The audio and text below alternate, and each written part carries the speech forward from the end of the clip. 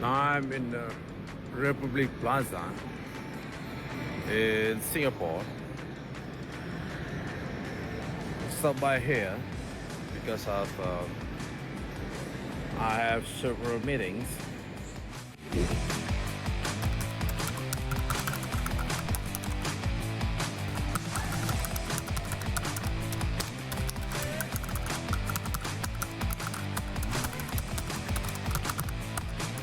All in related with finance world, investments,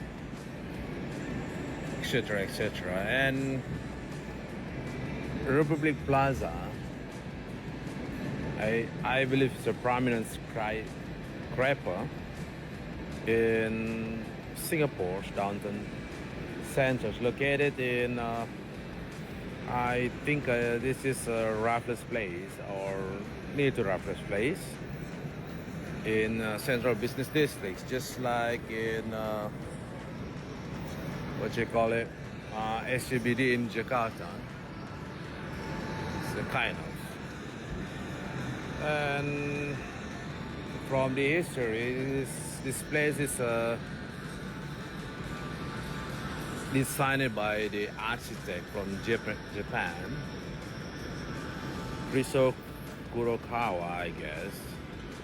And you can see there is several banks in front of the building, like a JP Morgan, etc., right? Prominent bank. And talking about bank, I believe right now the most important let's say development is about what happened with Russia bank, because the SWIFT ban on Russia banks, I think make their lives quite suffer in terms of how to transfer or doing such things. But on the other hand too, it gives like new creativities, right? But talking about SWIFT ban, I think the SWIFT ban, the Russia banks, refers to a series of international sanctions imposed by European Union, United States, and allies, United Kingdom, Canada. Yeah, it's the West world in response to Russian invasion of Ukraine in 2022. But as I explained to a friend of mine, like a couple of months ago, when I was still in Istanbul, because they asking or kind of consult with me about that there was, but because of still effort to do that from Russia, I mean the entrepreneur or investor from Russia wants to transfer the funds or their funds to Indonesian bank. So I said with them, you cannot do that. Or if somebody tell you that it can work, then either is lie or they lie, or they have no idea about what they are talking about. Because another chance that both things can work separately, because it's like connecting in some sense that you cannot do that, right? It's a super strong action from the Western world, right? So not only two major Russian banks like Sberbank or Gazprom Bank were initially exempted from this SWIFT ban. Yeah, there's always exception, you know. But due to their critical role in processing payment for Russian oil and gas exports, that's the reason. But it's maybe just only work with United States, right? Um, and I think because of that situation, then Russian authority better adapting new, right? New way to do transfer or finance transaction. Russian then has to adapt it by using its domestic system for transfer using financial message. We call it SPFS, right?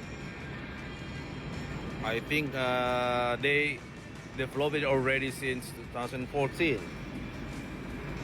And another alternative through China, right? They can using what we call it CIPS, China Cross-Border Interbank Payment System. So for example, if you like to transfer funds from Russian bank to Indonesian bank or Singaporean bank, you cannot do that directly. But what you can do is that you have to have need a fiscal agent, we call it, from China. So when using CIPS, and then when it's succeeded, then after that, from the China bank, then can transfer to your country or to Indonesia or Singapore or else. So this is become a super interesting era, you know. And for let's say entrepreneur like myself or investors like what I do or do so far, then we try to find better solution, and somehow later we can use through cryptos for the payment purposes, USDT. So yeah, for example, like, because not just Russia, I think many restrictions imposed to Venezuela too, and I have a business in Venezuela, especially in oil and gas, and part of the contract, I guess, we expect that the state-owned oil and gas company of Venezuela will pay us through USDT, and oh yeah, of course, it can work with oil too, right? But if you like directly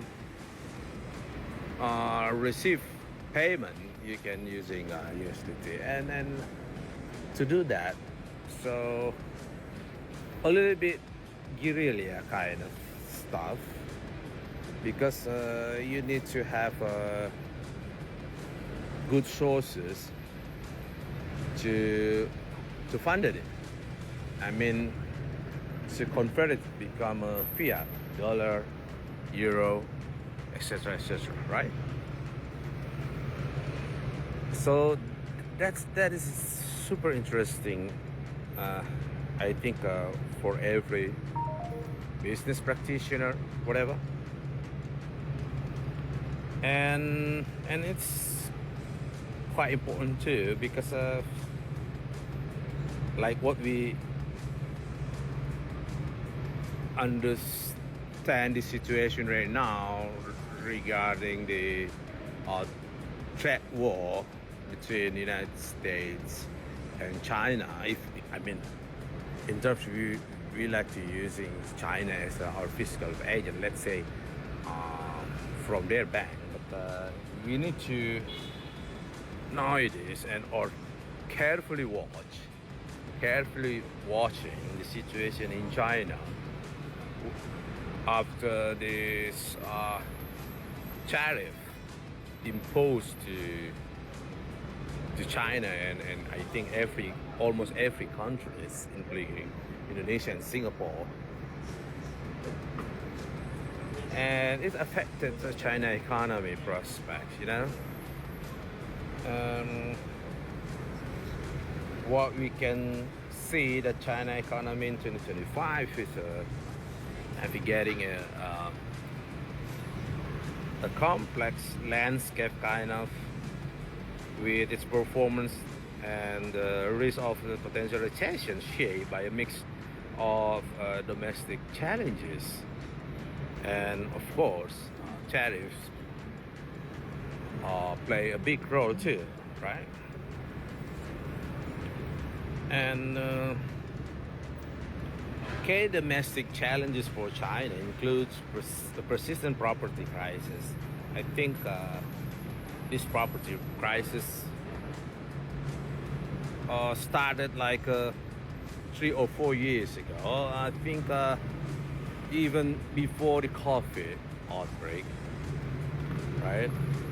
And it's and we believe because of China's economy majority based on export, so it's a genuine fact that have a weak consumer demand and of course high debt level.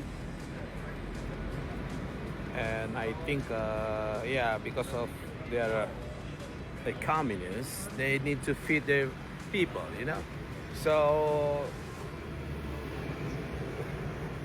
advanced cities like Shanghai, Beijing, Shenzhen, and else only consist with I don't know, maybe around 4 or 5% of the population of China, and so the majority of their population still living in a under poor level, right? With a super limited income. So it seems a recession isn't inevitable, but the risk is real if policy is misstepped.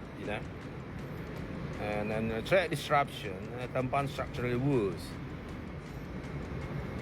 So we can believe that China's economy now is at a crossroad. Aggressive, well-targeted stimulus could stabilize it, of course, but inaction or in external shock might tip into contraction by late of 2025, I believe. So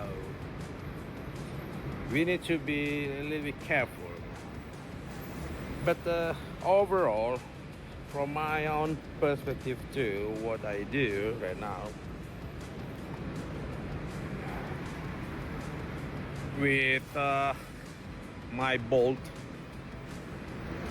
decision and action to incorporate a company in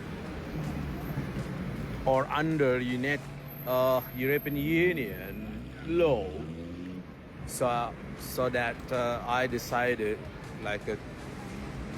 since 2 years ago to incorporate a company in the Netherlands for venture capital company and investors. I believe it is strategically meaningful and important. Why? Because of the level of acceptance would be high, super high in my opinion, because of now I have a company, exactly a Dutch company under European Union law or legal perspective. It gives confidence to our partners, to our investors, banks, I think other businesses, and I think yeah, we have many potential. Compare only if I like to just to over my, let's say, Indonesia local company, right? Because of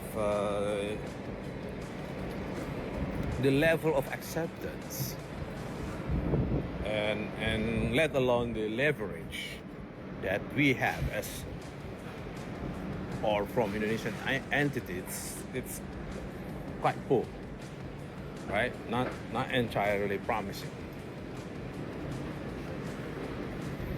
So, and then I finished my preparation to open or incorporate a company in Istanbul, just to make sure that I have various platform in hand, right? And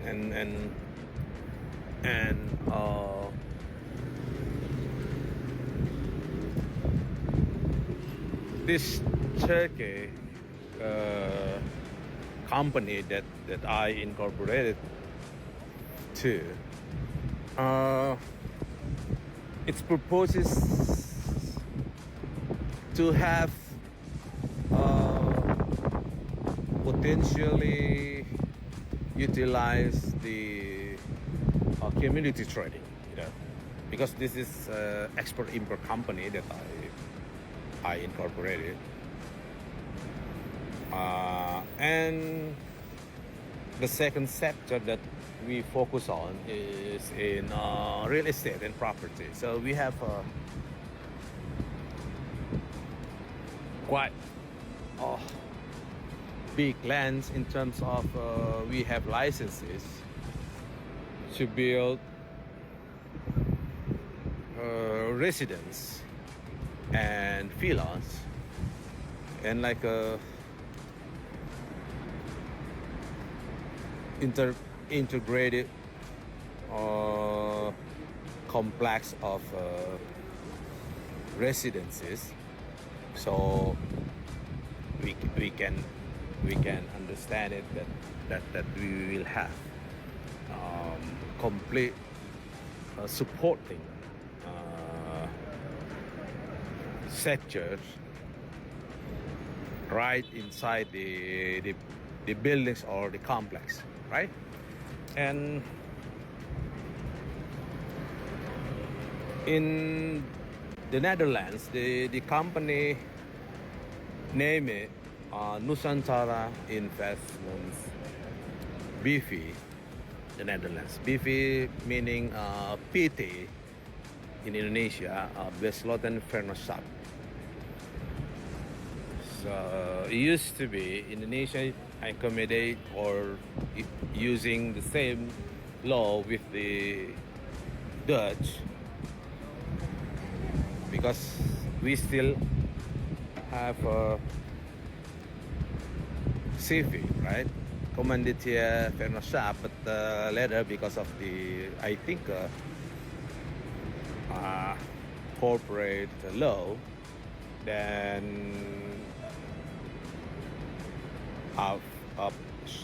for the law form of the company, we then accommodate or adapt the Indonesian terms perseroan terbatas, but in Dutch we call it besloten Vennootschap. So yeah, in this crossroad, important situation around the world, and not entirely easy to handle, especially in finance world, as we all know that even our President Prabowo, have a hard time to have a, let's say, adequate funds to fund all the projects he intended to. And I think that's become one of the big reasons that later he was formed the Danantara, right?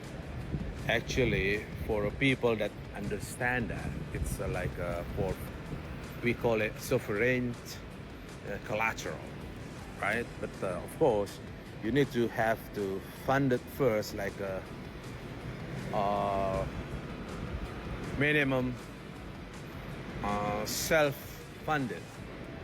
Then people will join later for the external funds, right? We call it from international level. We call it sovereignty collateral. But the from my own perspective, the main point is we need to have